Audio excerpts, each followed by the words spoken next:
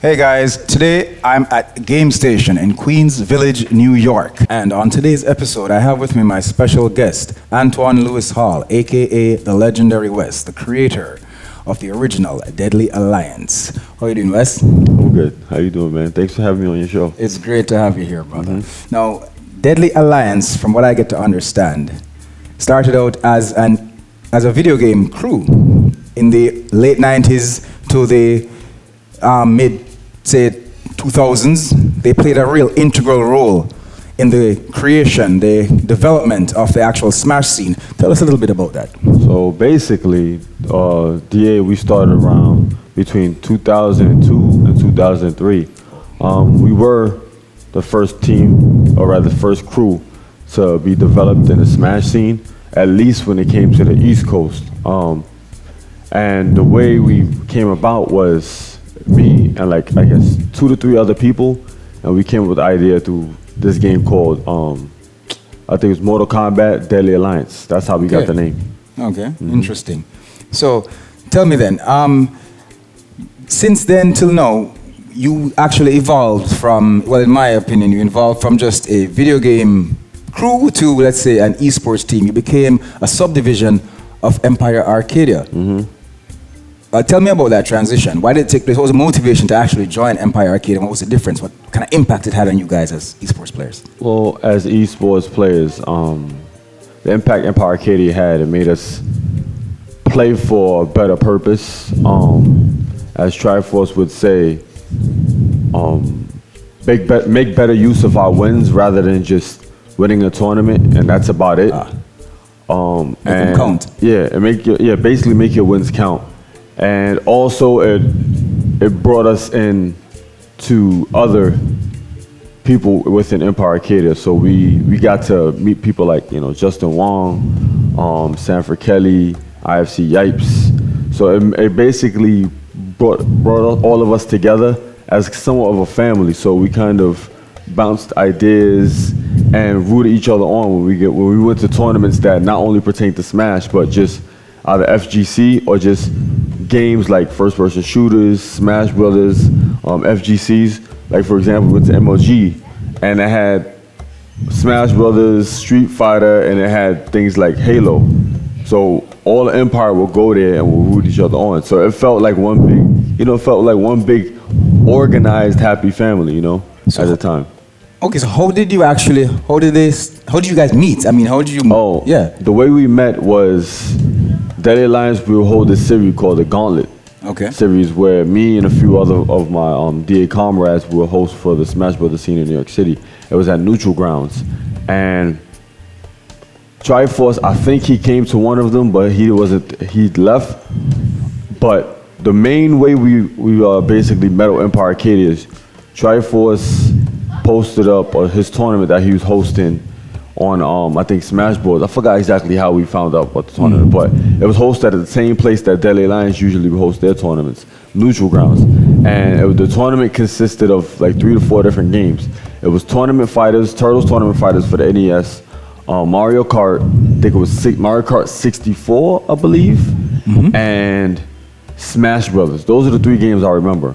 And me, Rafa, and Mike G, we went to this. Me, Rafa, Mike G, and my friend Jason Hellfox went to this tournament, and we set out to just destroy everybody, which we did. One way I met Triforce or people from Empire Arcadia was obviously through that tournament, but I played them in tournament, and since they knew who I was, all of them. And mind you, the Smash Bros. Tournament was free fall. So the way it works is, you guys could kind of make up plans to go up against somebody. So I didn't make it too far. No, actually, I still won the match, but it was Justin Wong. Who else? It was Justin Wong, Kraymore, and some other guys. They were planning to jump me, get me out of the match, and then after that, they figure out between those 3 who was gonna win. I still won that match and proceeded to go on to the tournament. So that's one way I bumped into Empire Arcadia. Then, like I said, Triforce ran the tournament, and I saw this guy. I'm like, who the heck is this dude with a power glove? Yeah, So I can imagine. Triforce don't notice, but me and my friends were like, yo, my friends was there and was like, yo, Wes, I dare you to touch his glove, press the buttons on his glove. I was like, say no more, say no more. So then while he was took the dare. Yeah, I took the dare. So when he wasn't looking, I was pressing the buttons on his power glove. We learned something new today, Tri-First. Learned something new today. Tell me something new. I mean, fine. You said that the name of the team really originated from the Mortal Kombat game Deadly Alliance. So of all the other fighting games out there that were running the place, like let's say Street Fighter and all of these things, why do you gravitate towards Smash? Smash. First and foremost, I'm somewhat of a competitive person, but when it comes to video games, I'd never foreseen that I was going to take it this far.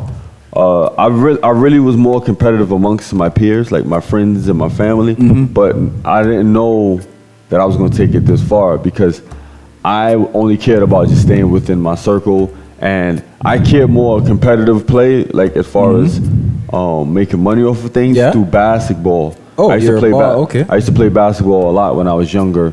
I used to enter tournaments and things of that nature. I don't really care too much for fighting games. Okay. I like them casually, but... And Smash is a bit of a casual fighting game in a way. I mean, some people would really upset that. It's like more, they call it more of a, or I like to call it more of a platform fighter. I call it a platform fighter because it combines both elements from platform games. It's true. I've never heard that before, but that makes sense. The main reason why I like Smash is because I'm a team-oriented person. Okay. And that's why I like basketball, because you play teams in that game. Fair enough. And Smash was a blend between things I like. I like fighting games, I like adventure games, and I like beat-em-ups. It's one of my three favorite genres in video games. So Smash kind of had a decent blend of both. It did. Of all of those worlds, especially with teams. Yeah. And then eventually, I was just so good at the game that I was like, you know what? Me and my friends, we saw this. Our first tournament we went to, we thought we was gonna lose because, you know, the stigma around Japanese players, how they the best. Yeah. So I thought me and my friends, we thought we was nice. Me and one of my best friends, Hellfox, we thought we was good at Smash. But then we went to this place called Chinatown Fair. And played games like Street Fighter. We got just beat up by Japanese players. So we thought the same thing applied for Smash when we went to our first tournament. But truth be told, that never happened. Me and my friends, we actually dominated the competition, made the top 3. And that kind of gave me insight on, okay, I guess I'm really good at this game. I need to take it I love the game too, so let me take it to another level. And you keep training. Yeah, and that's when we formed Deadly Alliance. Fair enough. Tell me this though, because you evolved. I like to say you evolved from a crew to an esports team. Since you've become a subdivision of Empire Arcadia, right? Their Smash division. I get to understand that there's a little bit of controversy surrounding that, as some persons in the FGC aren't particularly comfortable with calling you Empire Arcadia. Like they're trying to divide the teams. Like they're two separate things. But like you get your wins and the wins go towards Empire Arcadia wins, and some were not too pleased with that. Expand on that for me. Controversy. I just think that it's funny. The reason why I say it's funny is that allegations, people don't understand the difference between allegations and truth. Allegations is just something people, based off of things that people feel about another person, is not 100% factual. So we've been put under this. The reason why I say is because since Deadly Alliance is part of Empire Arcadia, we kind of hold the burden of whatever Empire Arcadia has in regards to all the controversy around us, because it affects DA in a particular way as well. That's why I say we. We have this stigma around us that, we have done X, Y, and Z to players. We've taken money from players. Nobody has taken any money from players, especially not myself. People have accused Triforce of doing that, and based on my experience and other players in Deadly Alliance, none of that has ever happened. Has Triforce taken some bad dealings? Things like that has happened, but it wasn't his fault. It's just that the people who he associated himself with, and Triforce had good faith in them. And so, I'm sorry, because of all of these things, these controversies, this speculation and allegations, as you put it, is the reason why people would like to separate Deadly Alliance from Empire Arcadia. Yeah. And the thing about it is, for those people who always come to me and ask me, okay, Wes, you need to stop associating yourself with Empire Arcadia, but more so specifically Triforce. because I feel that you grow better. Your brand as a person and as a team will be bigger. I asked them the same question for those people. I tell them, okay, if I leave, right? Let's just say I leave Empire Arcadia, or I take DA with me, or just I extract myself out of DA and Empire. Are you guys gonna sponsor me? What money you guys gonna give me? If I left today, And the room got silent, eh? people got silent. Yeah. So I'm like, why are you doing that?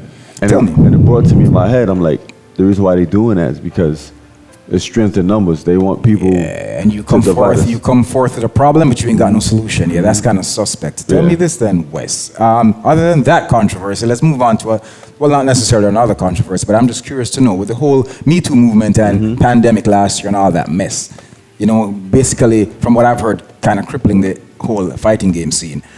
Has that affected you and Empire Arcadia in any way? And and if it has, how have you moved forward from it? It's only affected us in regards to what we had planned to do, and if with the atmosphere that we was in, but it doesn't cripple us because we adapt to the situation. So since we couldn't go to offline tournaments, we just participated in online tournaments. Yes. And a lot of us focused on content creation, such as myself, Sinji, Vinia, MGW. So the way DA works, we adapt to the situation. Fair enough, always adapting. I like that. It's like the martial art that I studied, Wushin Kido. It says mind like water, it's adapted, which is a good thing. Let me ask you this then.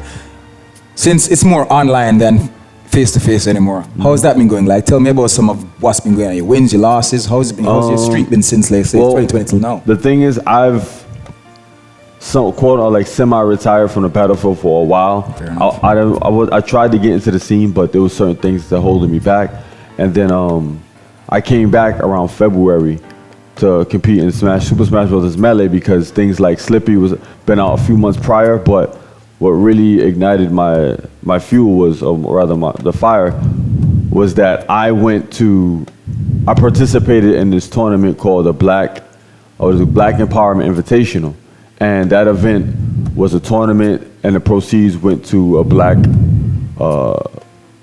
organization. Any black-centric organization that was helping with a black community. So I was like, okay, I entered this tournament and I had so much fun. I was like, you know what?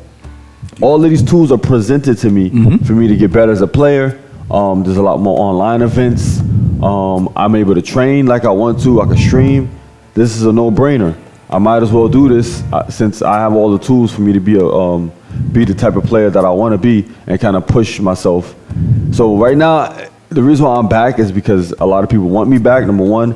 Number two, I really want to challenge myself and see how well I could do in the tournament scene. And number three, I want to continue to create content and represent my team and my peers. Fair enough. So, I mean, I get that, but like, talking about some of your streaks, some of your winning streaks, because I think you won something last week. Yeah, I won something about a week and a half ago. Sweet. I won the tournament. I've lost a few, but I've won one. Of course. But, nothing wrong with that. You know, like I tell everybody who watches my streams, you know, it's about hard work. It's about keep pushing. It's about adapting to the situation. You know, one step at a time. If you want something, you're going to keep fighting for it no matter what, even if it becomes hard. So I've won some tournaments, or rather, I won one tournament since I've been back for the last 2-3 months. And of course, people like Sinji and Vinia, they've still been winning tournaments when they can compete. Because I know Sinji right now, he's not only juggling entering tournaments, but he's in school. Okay. So that's tough too. And it's tough going to online school during the pandemic and dealing with all this stuff that's going on. So kudos to him out there. And Vinia, you know, he's dealing with stuff as well. Some personal stuff. And on top of that, he just came back from the whole Me Too movement, trying to bury him for allegations that weren't true. It seems to me like it's, you know, every win is a victory and every loss is a lesson. That's a really great way to look at it. I love to see you guys pushing forward regardless of adversities and, you know, vicissitudes. So what's the plans for Empire Arcadia Deadly Alliance moving forward? The plan, for what I gather from Empire Arcadia and Deadly Alliance, is obviously Deadly Alliance is going to continue to kick ass at tournaments, create funny and entertaining content for people.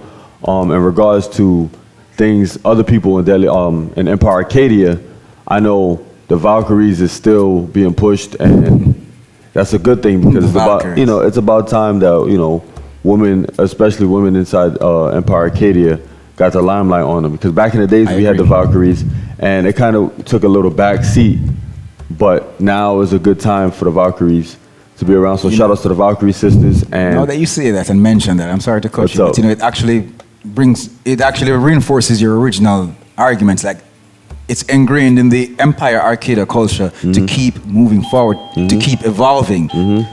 The Valkyries started off a particular way and they were fine, but Triforce never stopped. He kept going, and I've got to say, look at the Valkyries now. They're doing pretty well. Yeah, so, you know, like I said, push DA, continue to push DA into tournaments, kick ass to tournaments, create content, continue to build a brotherhood. The Knights of Arcadia continue to build them up. They'll continue to win tournaments because I know people like, I think Rogue Yoshi, Sanford, they're doing stuff as well. Nice. And yeah, and then the Valkyries, like I said, you guys check them out. You know, go to Emperor's Now's, the Gaming Diva, all of those girls. You know, they doing good things for the Valkyries. So, you know, support our sisters, and then it's the sisters who will support us as a brand overall. Because right now we're in the age where you got those hot tubs. Yeah. You got people streaming on beaches. So it's like, this is the perfect time for the Valkyries to shine, you know? I agree. Along with kicking behind in video games. Don't get it twisted. The Valkyries, they don't only show skin and look cute for the camera. Yeah, they're actual gamers. Yeah, they're gamers too. So, you know, it's good to support them as well in regards to hot tubs and streaming video games and kicking butt.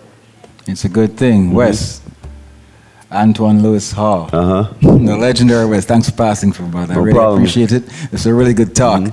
We're going to be hearing more from you and the rest of Empire Arcadia as we go along. Definitely. Guys, you've been watching The Wall on the Lab Video Game TV, where our game is never over.